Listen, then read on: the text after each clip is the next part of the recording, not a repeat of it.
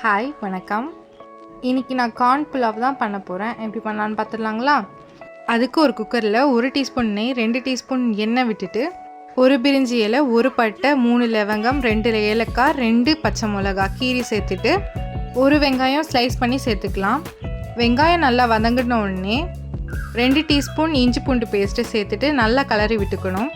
இப்போது அரை கப் அளவுக்கு வேக வச்ச கார்னை சேர்த்துக்கிறேன்.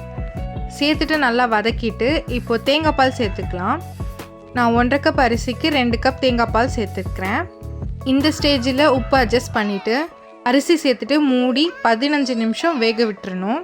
விசில் வரத்துக்கு முன்னாடியே ஆஃப் பண்ணிவிடுங்க, அப்போ தான் தீயாது. ஒரு 15 மினிட்ஸ்க்கு தம் விட்டுட்டு எடுத்திங்கன்னா உதிரி உதிரியாக வரும். நான் இதுக்கு சைடிஷ்க்கு பன்னீர் கிரேவி தான் பண்ணியிருக்கேன். நீங்கள் காரமாக எந்த சைடிஷ் பண்ணாலுமே இதுக்கு நல்லாயிருக்கும்.